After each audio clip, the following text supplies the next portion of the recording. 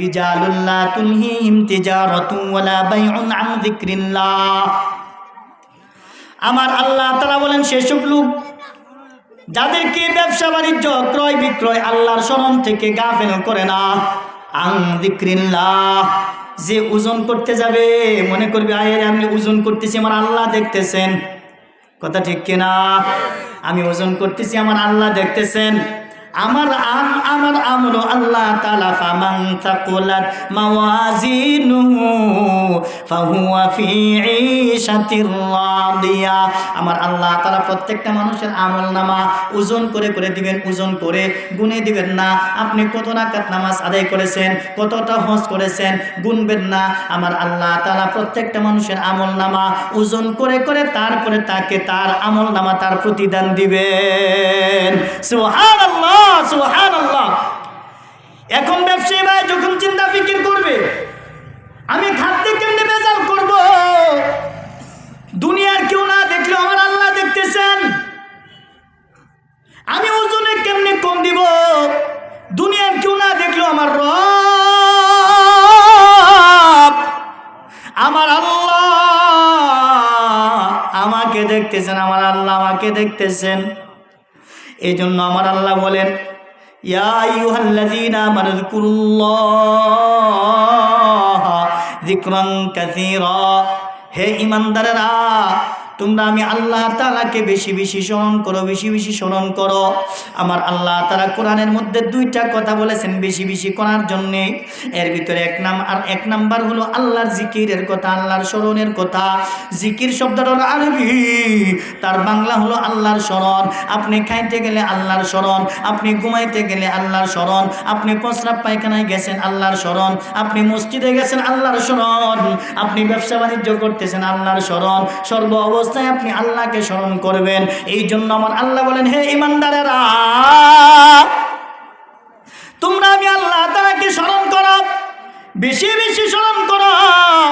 যিকরান কাসীরা, অধিক পরিমাণে স্মরণ করো, অধিক পরিমাণে স্মরণ করো, যে স্মরণের কোনো পরিমাণ নাই। দুনিয়ার সমস্ত আমলের পরিমাণ আছে, 5 ওয়াক্ত নামাজের বেশি যদি কেউ পড়ে তাহলে তার নামাজ হবে না। 6 ওয়াক্ত যদি কেউ নামাজ পড়ে নামাজ হবে নি। 30টা রোজার ভিতরে যদি কেউ 32টা রোজা রাখে হবে নি। হজ জীবনে একবার ফরজ, যদি একবারও না করে এটা হবে নি। এরকমভাবে প্রত্যেকটা জিনিসের নির্ধারিত আছে, কিন্তু আমার আল্লাহকে স্মরণ করার, আমার আল্লাহকে ডাকার কোনো নির্ধারিত নাই, এটার কোনো সীমারেখা নাই। আল্লাহ বলতেছেন তোমরা অধিক পরিমাণে ডাকো, তোমরা অধিক পরিমাণে স্মরণ করো। এই হলো 1 নাম্বার। 2 নাম্বার আমার আল্লাহ বলেন ফালইয়াদহাকু কলিলান ওয়ালইয়াবকু কাসীরা। আমার আল্লাহ তাআলা বলেন বান্দারা রে,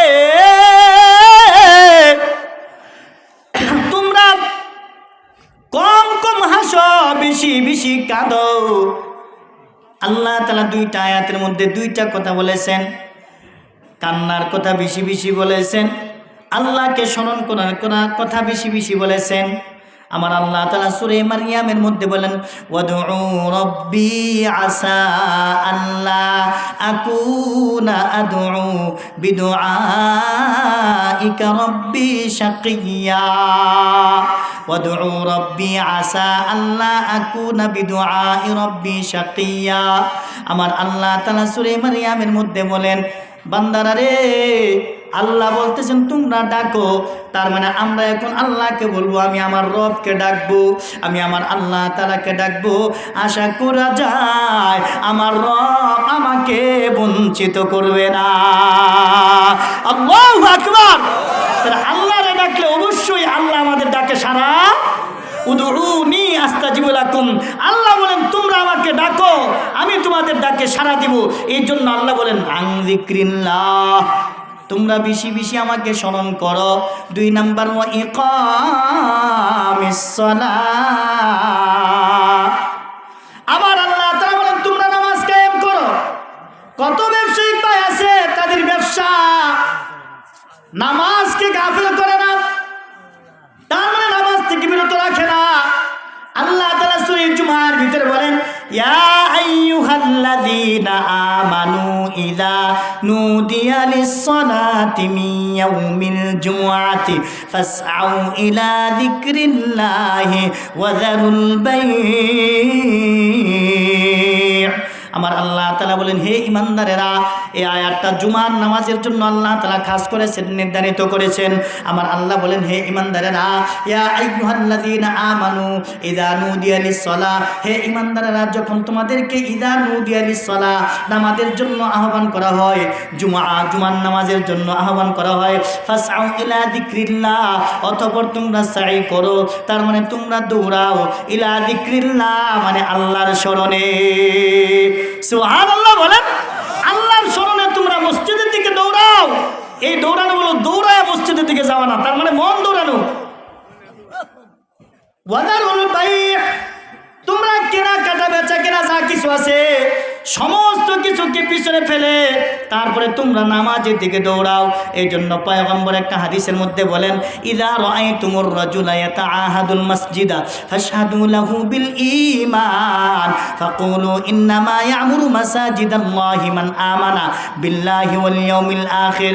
পয়গম্বর হাদিসের মধ্যে বলেন, ও আমার সাহাবীরা রে, তোমরা যখন কোনো মানুষকে মসজিদের দিকে বেশি বেশি দৌড়াইতে দেখবা, তাহলে তোমরা মনে করবা ওই মানুষটার ঈমান আছে, তাহলে ওই মানুষটাকে ঈমানদার বলে সাক্ষ্য দাও। সুবহানাল্লাহ। তার মানে যে মানুষটা বেশি বেশি মসজিদের দিকে দৌড়ায়, রাসূল বলতেছেন ওই মানুষটাকে তোমরা ঈমানদার বলে সাক্ষ্য দাও। সুবহানাল্লাহ বলেন। তার মানে ওই মানুষটার কি আছে? ঈমান আছে। আর ওই মানুষটার অন্তর মসজিদের মধ্যে ঝুলন্ত অবস্থায় থাকে। সুবহানাল্লাহ বলেন। কার অন্তর মসজিদে ঝুলন্ত অবস্থা থাকে? যে আল্লাহ এবং পরকালকে বিশ্বাস করে। সুবহানাল্লাহ বলেন। যে আল্লাহ এবং পরকালকে বিশ্বাস করে। পয়গম্বর হাদিসের মধ্যে বলেন, আর 3-4টা হাদিসের কথা বলে শেষ করে দিব। ইয়াকুলু মান গাদা ইলা সালাতিস সুবহি গাদা বিরায়াতিল ঈমান ওয়া মান গাদা ইলা সুকি গাদা বিরায়াতি ইবলিস। যেহেতু বাজারের আলোচনা, এই জন্য হাদিসগুলো পড়তেছি। রাসূল বলতেছেন, কোনো ব্যক্তি যদি সকাল সকাল মসজিদের দিকে, তার ঘর থেকে মসজিদের উদ্দেশ্যে সুবহ সাদেকের সময়, তার ঘর থেকে সুবহ সাদেকের সময় সকাল সকাল মসজিদের দিকে যায়, সেই জন্য তার ঘর থেকে ঈমানের জান্ডা নিয়ে ঘর থেকে বের হয়। সুবহানাল্লাহ বলেন।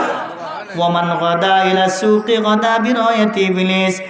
আর কোনো ব্যক্তি যদি মসজিদের উদ্দেশ্যে বের হয় না, অনেক মানুষ আছে ব্রাশটা হাতে নেয়, মেসওয়াকটা হাতে নেয়, হাতে নিয়ে বাজারের উদ্দেশ্যে বের হয় না হয় না। ওয়ামান গাদা ইলা সুকি গাদা বিরায়াতি ইবলিস। কোনো ব্যক্তি যদি তার ঘর থেকে সকালবেলা নামাজের উদ্দেশ্যে না বের হইয়া বাজারের উদ্দেশ্যে যদি বের হয়, সে যেন শয়তানের জান্ডা নিয়ে ঘর থেকে বের হয়। নাউযুবিল্লাহ। পয়গম্বর আরেকটা হাদিসের মধ্যে বলেন, আহাব্বুল বিলাদি ইলাল্লাহি মাসাজিদুহা ওয়া আবগাদুল বিলাদি ইলাল্লাহি আসওয়াকুহা। দুনিয়ার মধ্যে সবচেয়ে নিকৃষ্ট জায়গা হলো বাজার, আর দুনিয়ার মধ্যে সবচেয়ে উত্তম জায়গা হলো মসজিদ। এখন চিন্তা করে দেখেন, বাজার যখন চলে আসরের নামাজের সময় ধরেন, ওই সময় কি মসজিদে মুসল্লি বেশি না বাজারে লোক বেশি? এক চায়ের স্টলে যে পরিমাণ লোক থাকে, এক আসরের নামাজের ওয়াক্তের সময় এই পরিমাণ মুসল্লি মসজিদে থাকে না। অথচ আল্লাহ বলেন, ওয়াল আসর, আসরের নামাজের কসম। আল্লাহ বলেন, এই জন্য আলোচনা অনেক লম্বা হবে। এই জন্য আল্লাহ বলেন, তারাই তো প্রকৃত ব্যবসায়ী। সেসব লোক তারা যারা ব্যবসা করে, বিজনেস করে। কি করতেছে? ওই ব্যবসা, ওই বিজনেস আল্লাহর স্মরণ থেকে, ওই ক্রয় বিক্রয় আল্লাহর স্মরণ থেকে, ওই ইকামিস সালাহ নামাজ থেকে, ওই ইতাইজ যাকাত এবং যাকাত প্রদান থেকে কি করে না? গাফেল করে না, বিরত রাখে না। তাদেরকে কেন রাখে না? তারা বলে, ইয়াখাফুনা ইয়াওমান তাতাকাল্লাবু ফীহিল কুলুবু ওয়াল আবসার। তারা ভয় করে সেই দিনকে। তারা ভয় করে কোন দিনকে? যেদিন চোখ এবং এই অন্তরসমূহ, কলিজাসমূহ, এই অন্তরসমূহ উল্টে যাবে। ওয়ানাহশুরুহুম ইয়াওমাল কিয়ামাতি আলা ওয়ুজুহিহিম উময়ান ওয়া বুকমান ওয়া সুম্মা। আল্লাহু আকবার। আহা, কত মারাত্মক কথা। আমার আল্লাহ বলেন আমি ওই সকল অপরাধীদেরকে যারা নামাজ থেকে গাফেল থাকতো, আল্লাহর স্মরণ থেকে গাফেল থাকতো, আল্লাহর আয়াত, আল্লাহর নিদর্শন, সমস্ত বিধিবিধান তাদের কাছে যাওয়ার পরেও যারা আল্লাহর স্মরণ থেকে গাফেল থাকতো তাদেরকে ময়দানে মাহশরে আল্লাহ তাআলা এই কবর থেকে ময়দানে মাহশরে তাদেরকে উল্টা করে উঠাবেন। তার মানে উল্টা করে মানে ওয়ানাহশুরুহুম ইয়াওমাল কিয়ামাতি আলা ওয়ুজুহিহিম, আল্লাহ তাআলা এই মুখ দিয়া তাদেরকে হাঁটাবেন। নাউজুবিল্লাহ বলেন, কি দিয়ে হাঁটাবেন? চিন্তা করে দেখেন, উল্টা করে হাঁটাবেন। এখন চিন্তা করতে পারেন আল্লাহ আপনাকে আমাকে পা দিয়ে হাঁটাইতেছেন, কথা ঠিক কিনা? যে আল্লাহ, যে মালিক, যে রব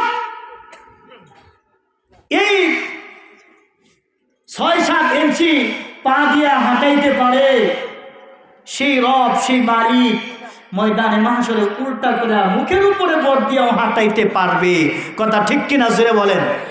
আল্লাহর বিধানকে অস্বীকার করার কারণে, আল্লাহর নাফরমানি করার কারণে।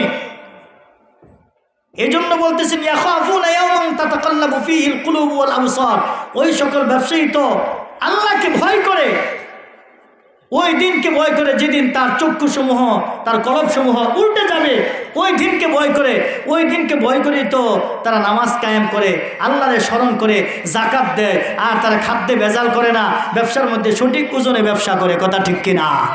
আল্লাহ তাদের কথাই তো বলতেছেন, আল্লাহ তাদের কথাই বলতেছেন। এই জন্য বাবাজিরা আমার, আমি আপনাদের খেদমতে এই যে কয়েকটা কথা বললাম, এই কথাগুলো অগুছানো কথা, ভাঙ্গা ছাঙ্গা কথা।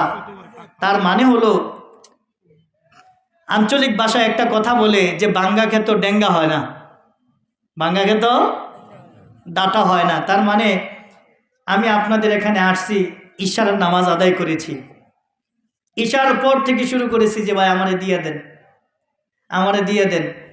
এখন দিতে দিতে হজরতের পরে আমাকে দিল। কথাটা না বললেই নয়। আমি স্টেজে আসছিলাম, তারপরে নিচে চলে গেছি। নিচে চলে যাওয়ার উদ্দেশ্য হলো, চিন্তা করলাম যে এখানে যেহেতু হজরত আলোচনা করবে, হজরতের পরে হজরত দোয়া করে শেষ করে দিলেই ভালো হয়। এখন আমি যখন চলে যাচ্ছি তখন আমাকে দাওয়াত করেছিলেন, ইনভাইট করেছেন হাবিবুল্লাহ ভাই। উনি খুব ধরলেন যে হুজুর আমি খুব কষ্ট করতেছি, আল্লাহর কসম, আল্লাহর কসম হুজুর আপনি থাকেন। অথচ আমি কলজাটা সিরা তারে দেখাইতে পারতাম না, আমি রাগ করি নাই। আমি তারা বারবার বলতেছি যে ভাই হজরতের পরে লুকও থাকবে না, আর হজরতের পরে আলোচনা তেমন একটা মন মাইন্ড থাকবে না। এজন্য হজরতে আলোচনা করে শেষ করে মোনাজাত করে দিয়ে দেখ আমি চলে যাই, আমার কোনো সমস্যা নাই, কোনো সমস্যা নাই। তা আপনাদের এই এলাকার ভিতরে অনেক ওলামায়ে কেরাম ছিলেন, অনেক সুন্দর সুন্দর আলোচনা করেছেন, আমি তাদের কথাও শুনেছি। অনেক যোগ্য যোগ্য আলোচনা করেছেন, অনেক সুন্দর সুন্দর আলোচনা করেছেন, অনেক সুন্দর আলোচনা করেছেন।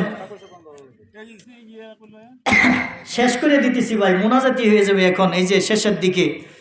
তখন হাবিবুল্লাহ ভাই কষ্ট পাবে বিদায়, তখন আমি আমার গাড়িতে যাই বসে রয়েছি। পরে চিন্তা করলাম আমি যদি চলে যাই, দেখেন আমি কি চিন্তা করছি, আমার মতো বক্তা যদি থাকতো তাহলে স্টেজতে নাইমা সোজাসুজি গাড়িতে উঠে সোজা চলে যেত। আমার মান কমবে না, দাম কমবে না বাড়বে, সেই জিনিস আমি চিন্তা ফিকির করি নাই। আমি চিন্তা করছি যদি রব্বে কারিম ময়দানে মাহশরে আমাকে জিজ্ঞাসা করে তুই কিশোরগঞ্জে কলা বাগানে ওইখানে গেছিলে কলাপাড়ায় বয়ান করার জন্যে, বয়ান না করে চলে আসছিলে, হাবিবুল্লাহর মনে কষ্ট দিছস, অনেক মানুষ আসছিল বয়ান শোনার জন্যে, তুই ওখানে চলে আসছিলে, তুই তোর বক্তাগিরি বড় বানানোর জন্যে যদি আমি আসামের কাঠগড়ে দাঁড়ায় যাই, এই চিন্তা ফিকির করে আমি বলছি যে হাবিবুল্লাহ ভাই আমি বয়ান শেষ করে প্রয়োজনে মাইক দিয়ে কয়ে যাবো যে ভাই আমি এখন চলে যেতেছি, তারপর আমি শেষে যাবো। তো আপনি মনে কোনো কষ্ট নিয়েন না, আমি শেষে যাব। তারপরেও শেষ পর্যন্ত যেহেতু আপনারা বসছেন, আপনাদের বসা দেখে আমারও একটু ভালো লাগছে, একটু কথা বললাম আর কি, একটু ভাঙ্গা সাঙ্গা। অর্থাৎ আগে ইয়াসিন এক ধরনের কথা বলার চিন্তা ফিকির, এখন হইল আরেক ধরনের কথা বলার চিন্তা ফিকির। এই জন্য তারপরে যেহেতু আপনারা বসছেন ভালো লাগছে। আল্লাহ তাআলা আপনাদের বসা, আমার কিছু কথা বলা, আর আমার হাবিবুল্লাহ ভাইয়ের যে চিন্তা চেতনা ছিল, আল্লাহ তাআলা প্রত্যেকে যেন আল্লাহ তাআলা কবুল করে, সকলে বলে আমিন। এন ব্যবসায়িক ভাই যারা আছেন, আমার ব্যবসার ভিতরে দুইটা কথা পাইছেন, তিনটা কথা পাইছেন কথার ভিতরে ব্যবসায়িক ভাইরা। এক নাম্বার পাইছেন কি, ব্যবসার ভিতরে আল্লাহরে স্মরণ করা লাগবে। আপনি মাফামাফি করতেছেন, বেচা কেনা করতেছেন, কাস্টমার বিদায় দিতেছেন, আপনি যদি বলেন সুবহানাল্লাহ সুবহানাল্লাহ। সমস্যা হবে কি? সমস্যা হবে কি? কাজের ফাঁকে ফাঁকে যদি বলেন আস্তাগফিরুল্লাহ আস্তাগফিরুল্লাহ, সমস্যা হবে কি? যদি বলেন সাল্লাল্লাহু আলাইহি ওয়াসাল্লাম, সমস্যা হবে কি? একটু জিকির করলেন লা ইলাহা ইল্লাল্লাহ সুবহানাল্লাহি ওয়ালহামদুলিল্লাহি ওয়ালা ইলাহা ইল্লাল্লাহু আল্লাহু আকবার, সমস্যা হবে কি? সমস্যা হবে কি? এই জিকির যদি করেন, তওবা ইস্তেগফার যদি করেন, ওযু লাগবে? ওযুও লাগবে না, অপবিত্র আছেন, তারপরেও সমস্যা নাই, আল্লাহ রিজিকে বরকত বাড়াইয়া দিবে। সুবহানাল্লাহ। মাল্লাহুল মাওলা ফালাহুল কুল, যে মাওলার হয়ে যায়, মাওলা সমস্ত কিছু তার অধীনে করে দেয়। সুবহানাল্লাহ। ফাযকুরুনি আযকুরুকুম, তোমরা যদি আমাকে স্মরণ করো, আমার আল্লাহ বলেন আমি তোমাদেরকে স্মরণ করব, আমি তোমাদেরকে স্মরণ করব।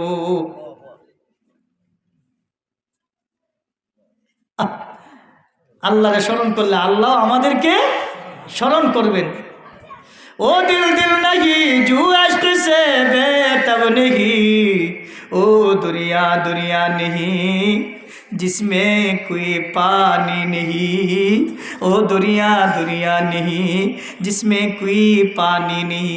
ওই দিল দিল না, যেই দিলের ভিতরে আমার আল্লাহ নাই, ওই দরিয়া দরিয়া না, যে দরিয়ার মধ্যে পানি নাই। আল্লাহু আকবার। ইশকে মাওলা কাইকুম আজ লাইলা বুয়াদ, ইশকে মাওলা বেহতর আজ লাইলা বুয়াদ। আল্লাহ আল্লাহ क्या मुबारक नाम है, अल्लाह अल्लाह आशिकों का कम है। আল্লাহু আকবার। ফাঁকে ফাঁকে যদি একটু জিকির করেন আল্লাহ আল্লাহ আল্লাহ আল্লাহ আল্লাহ আল্লাহ, মাশাআল্লাহ, ব্যবসার মধ্যে লস হবে, ক্ষতি হবে, সময়ের লোকসান হবে, ওই সময়টাই দামি সময় হবে। সুবহানাল্লাহ। এই জন্য ফাঁকে ফাঁকে আল্লাহর স্মরণ, আল্লাহর স্মরণ, আল্লাহর স্মরণ। কার স্মরণ? অধিক পরিমাণে মাওলার স্মরণ। যেই পরিমাণ নাই, যার কোনো পরিমাণ নাই, অধিক পরিমাণে মাওলার স্মরণ। এগুলো এক নাম্বার। দুই নাম্বার ওই ইকামিস সালাহ, নামাজ কায়েম করা। আজান দিছে হাইয়া আলাস সালাহ, ব্যবসা বড় না নামাজ বড়? আল্লাহ বলতেছে হাইয়া আলাস সালাহ, এসো নামাজের দিকে, হাইয়া আলাল ফালাহ, এসো কল্যাণের দিকে। আল্লাহ কোরআনে বলতেছেন ওয়াল্লাহু ইয়াদউ ইলা দারিস সালাম, আমি তোমাদেরকে আমার শান্তির ঘরের দিকে ডাকতেছি। সুবহানাল্লাহ। আর আপনি আমি অশান্তির ঘরে বসে থাকি, নামাজ না পড়া অশান্তির ঘরের মধ্যে বসে থাকি। শান্তি কোথায়? আর জোরে বলেন মসজিদে শান্তি কোথায়? দুনিয়ার কোথাও শান্তি নাই, একমাত্র শান্তি হলো মসজিদে। কোথায়? মসজিদে শান্তি। আপনি যদি শান্তি তালাশ করতে চান তাহলে মসজিদ থেকে শান্তি নিয়ে আসেন। আকরাবু মা ইয়াকুনুল আবদু মির রাব্বিহি ওয়া হুয়া সাজিদুন ওয়া ইয়াকফিরুদ দুআ। সুবহানাল্লাহ বলেন। আমার রাসূল বলেন আমার বান্দা সবচেয়ে নিকটে আসে আমার সিজদার মাধ্যমে। সুবহানাল্লাহ। আর এই সিজদার মধ্যে ওয়া ইয়াকফিরুদ দুআ, তোমরা বেশি বেশি দোয়া করো। সুবহানাল্লাহ বলেন। এই জন্য আল্লাহর কাছে বেশি বেশি দোয়া করলে আল্লাহ তাআলা আমাদের হাজত পূরণ করবে না করবে না? আমাদের ব্যবসার মধ্যে বরকত দিবে না দিবে না? আমাদের সংসারে বরকত দিবে না দিবে না? আল্লাহ আমাদের সমস্ত হাজত পুরা করবে। 3 নাম্বার ওয়া ইতাইজ যাকাত, যাকাত দেওয়া। ব্যবসার ভিতরে মাল হয়, মালের মধ্যে বরকত বাড়ে, বাড়ে না বাড়ে না? এখন মালে যখন বরকত বাড়ে তখন শতকরা 2.5 টাকা যাকাত দিতে হয়, শতকরা 2.5 টাকা। এখন সাহেবে নেসাবের কিছু বিষয় আছে, তার মানে 7.5 তোলা স্বর্ণ বা 52.5 তোলা রূপা যদি থাকে বা তদপরিমাণ সম্পদ বা তদপরিমাণ টাকা যদি থাকে তাহলে তার উপর যাকাত ফরজ। এটা যদি 1 বছর অতিক্রান্ত হয়, এই রমজান থেকে আগামী রমজান পর্যন্ত যদি একটা কথার কথা ধরেন, একটা কথার কথা এখন 5 লাখ টাকা আছে তার কাছে বা এ পরিমাণ স্বর্ণ বা রূপা আছে, এখন তার উপরে কি যাকাত ফরজ, তার উপরে কি যাকাত ফরজ। আহা, এখন মানুষ যাকাত দেয় না। তাহলে শতকরা 2.5 টাকা, 1000-এ 25 টাকা, লাখে 2500 টাকা হলো যাকাত। তাহলে আলোচনা থেকে 3টা জিনিস কমপক্ষে পাইলাম। কয়টা জিনিস? 1 নাম্বার আল্লাহর স্মরণ, 2 নাম্বার 5 ওয়াক্ত নামাজের জন্য মসজিদে যাওয়া লাগবে, কারণ মসজিদ থেকে আমার আল্লাহ নিজে ডাকতেছেন, আমার আল্লাহ নিজে ডাকতেছেন। 2 নাম্বার পাইলাম। 3 নাম্বার পাইলাম কি? যাকাত প্রদান করা, যাকাত প্রদান করা। আল্লাহ আমাদের সবাইকে বুঝার আমল করার তৌফিক দান করুন। সকলে বলে আমিন।